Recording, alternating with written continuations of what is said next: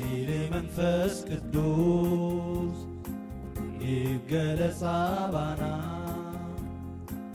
ሕጅውን ይገለጽ አባና ሕጅውን ይገለጽ እንደገና ከምቲ ናይ ሐዋርያት ኣብቲ ጽርሐ ጽዮን ከምኡ ድማ ኣብዚ ጉባኤና ነዓውርድ ሕጂ ጐይታ ኣምላኽና ከም ጴጥሮስ ከም ጳውሎስ ከምቶም ሐዋርያትካ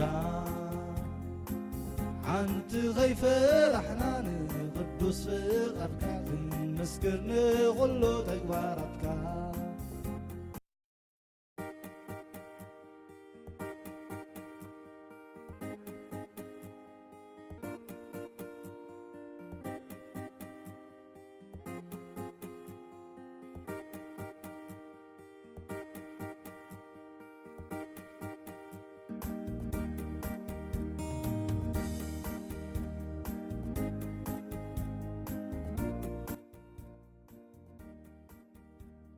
بسم ابن والدن منفس قدسن حدا أملاخ أمين زي أغير أملاخنا بروخ ليت هديركا نابزي معالت زي نزا الساقر كانا نمسكنا كالنا معالتنا تبارخن قدسن وأمال دنا تنونا دستنقل مريم كلهم قدسان نلمنا كالنا أبونا بسماهي تنبير سنكاي مسجن من قصخا تمسا فقط كاب سماهي كم زخوني كم ون أمدري يخون مقبع علتنا لو ما هبنا زبدلنا كا ربللنا نحنا ون زبدلنا يقرأ خم النبل فتنا يتتونا كاكفو أدحننا كمي منقسن حايلن كبرن نزل عالم ناتكا يامين سلام نعاخي وماريام تقاد ملعاكي زيابهير مساخيو እንካባንስቲ ዝተባረክ እኺ ናይ ክርስቶስ ፍረ ኢየሱስ ከዓ ዝተባረኸ እዩ ኦ ቅድስቲ ማርያም ኣዳ ኣምላኽ ለምንልና ንዓና ናሃጣን ንሕጅን ብግዜ ሞትናን ኣሜን ስብሃት ንኣብን ንወልድን ንመንፈስ ቅዱስን ይኹን ጥንቲ ከም ዝነበረ ሕጂ ከዓ ንወትሩ ንዘለዓለም ዓለም ኣሜን خبركم أحواتن أحاتن بقار نزي نايلومي مبل عسرتين كلتا معالتي قعزو ناب برغليتوس نقبرو زلنا بتغرسيانا زي كاب يوحنس شدشتي حادي عسرت حموشتي كنستنتن تعدمنا دحرزي يسوس ناب معصوتا تبرديادوس تبها البحري قليلا خده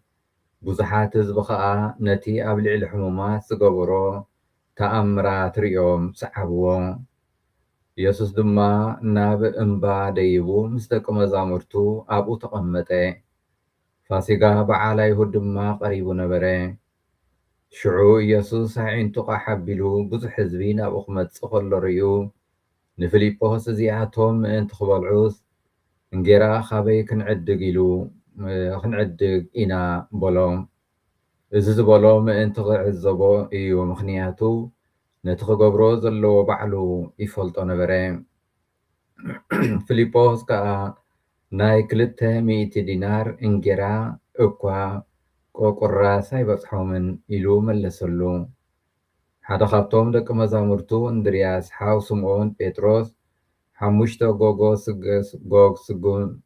ስገምን 2 ዓሳን ዘለዎ ሓደ ቆልዓ ኣብዛ ኣሎ እዚኣተን ግና ነዚ ክንድዚ ዝኣክል ሰብ እንታይ ጠቕማ በሎም ኢየሱስ ከዓ ነቶም ህዝቢ ኮፍ ኣበልዎም በለ ኣብቲ ቦታ እቲኣ ከዓ ብዙሕ ሳዕሪ ነበረ ሽዑ እቶም ህዝቢ ተቐመጡ ቁፅሮም ከዓ 5,000 ሰብኡት ኣቢሎም ነበሩ ኢየሱስ ነተን ጎጎታት ኣልዒሉ ኣመስኪኑ ነቶም ዝተቐመጡ ሃቦም ካብቲ ዓሳታት ከዓ ከምኡ ከከም ዘድልይዎም መቐሎም ምፀገቦ ድማ ንደቂ መዛሙርቱ ሓንቲ እኳ ከይጠፍእ ነቲ ዝተረፈ ቁርስራስ ኣኪብዎ በሎም ስለዚ ኣከብዎ ተረፍ እቶም ካብተን 5 ጎጎ ስገም ዝበልዑ ከዓ 12 መሶብ ቁርስራስ መሊኡ።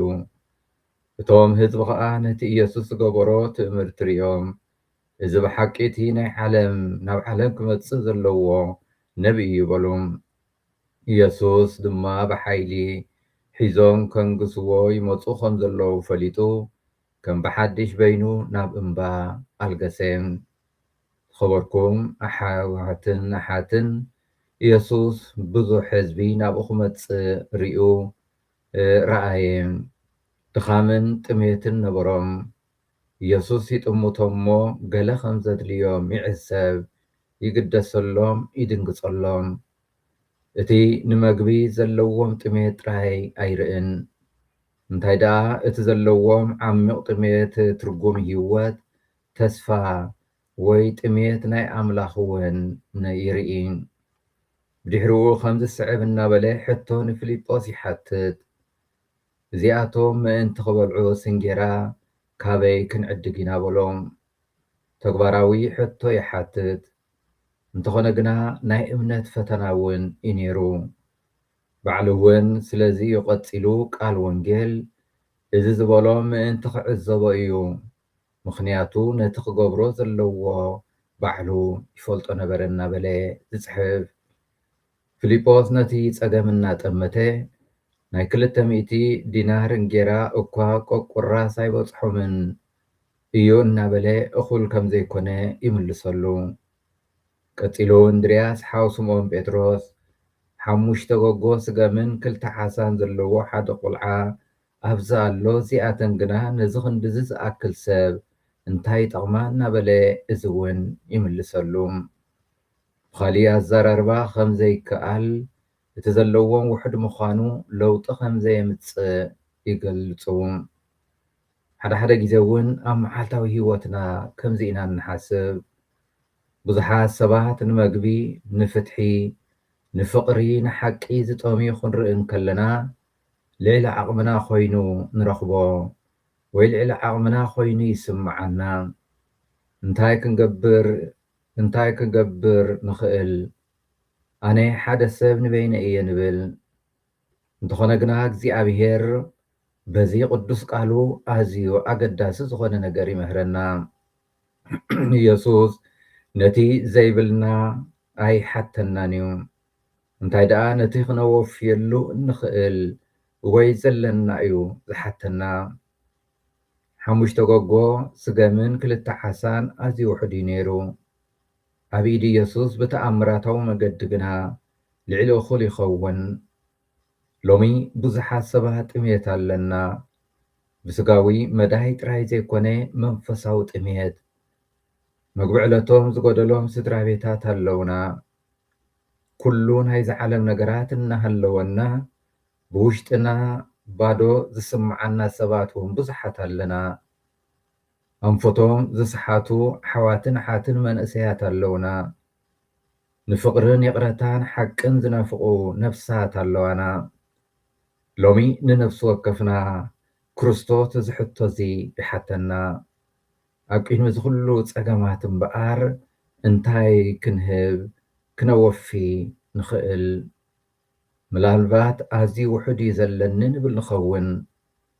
ቁሩብ ግዜ፣ ቁሩብ ሕያውነት፣ ቁሩብ ትዕግስቲ፣ ንእሽተይ እምነት እዩ ዘለኒ ክንብል ንኽእል ንኸውን።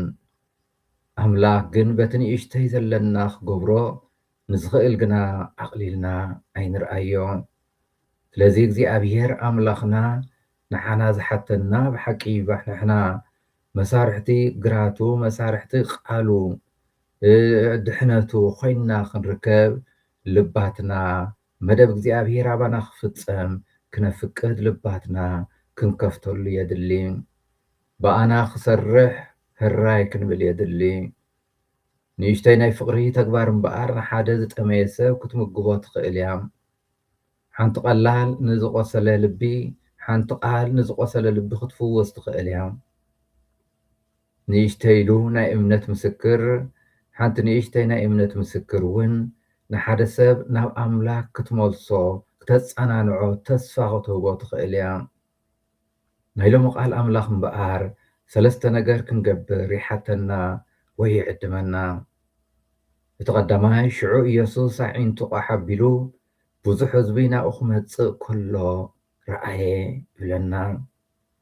ስለዚ ከምቲ ኢየሱስ ሃፍቶም ሰባት ጥምየት፣ ሽግር፣ ጽምኢ ዝረኣየ ኣድላይነቶም ብምርኣይ ክርዳእ ዝኸኣለ ንሕና እውን በቲ ዓይንቲ ኢየሱስ ሎሚ ብሓቂ ርኢና ክንክእል ኣብ ከባቢና ዘሎ ድሌታት ናይ ኣሕዋትናን ሓትናን ሸለል ከይንብል ካልኣይ ዋላ ንእሽተይ እንተመሰለ ኣብታ ንእሽተይ ዘለትና ምክፋል ምኽንያቱ ልግሲ ካብ ብዝሒ ዘይኮነ ካብ እምነትን ፍቕርን እዩ ዝጅምር። ሳልሳይ ድማ እምነት ክንሕድር እግዚኣብሔር ኣምላኽ ነቲ እነቕርቦ ዘበለ ከብዝሖ ከም ዝኽእል ክንኣምን። ንምንታይ? ምኽንያቱ እግዚኣብሔር ኣምላኽ ንኣምላክ ክንህብ ከለና ዝባኽን ነገር የለን። ኩሉ ናብ ጸጋ ይቕየር፣ ጸጋ ይኸውን። ስለዚ ዓለምና ሎሚ እውን ጥምየት ኣለዋ፣ ብፍላይ መንፈሳዊ ጥምየት። ኢየሱስ ሕጂ እውን መን እዩ ዝምግቦም እናበለ ይሓተና ኣሎ። ስለዚ ተልእኾና ንሕና ነፍሲ ወከፍና ነቲ እንኣምኖ ነቲ ተቐበልናዮ ጸጋ እግዚኣብሔር ናብ ኣሕዋትና ክነሐና ተሓላልፎ መግቢ ኣሕዋትና ኮይንና ክንርከብ የድሊ። ስለዚ መልስና እምበኣር ቀሊልን ቁንዑን ይኹን። ጎይታይ እዚ እዩ እቲ ዘለኒ፣ ኣነ ግና እታ ዘለትኒ እውን እህበካ ኣለኹ ክንብሎ እግዚኣብሔር ይሓግዘና። ንኸነምልኾ ዝፈጠረና እግዚኣብሔር ምስጋና ይኹን። ኣዴናን መድሓኒትናን ዝኾነ ድንግል ማርያም ወላዲት ኣምላኽ ምስጋና ይኹን። ንፀድሕነትናን ሓይልናን ፀግዕናን ዝኾነ መስቀል ክርስቶስ ምስጋና ይኹን።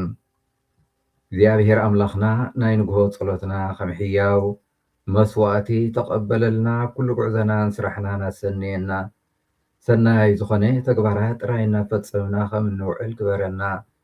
ዝተባረኸን ዝተቐደሰን መዓልቲ ይግበረልና። ኣማልድነት ኩሎም ቅዱሳን እኖና ቅድስት ድንግል ማርያም ኣይፈለየና።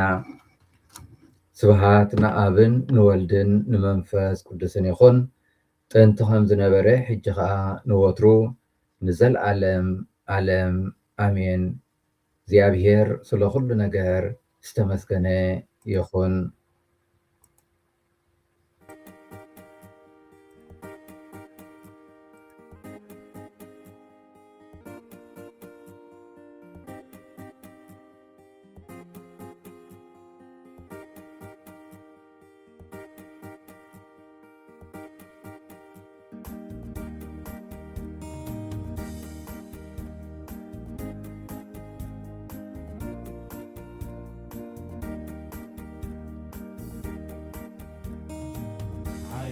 መንፈስ ቅዱስ ይገለጽ አባና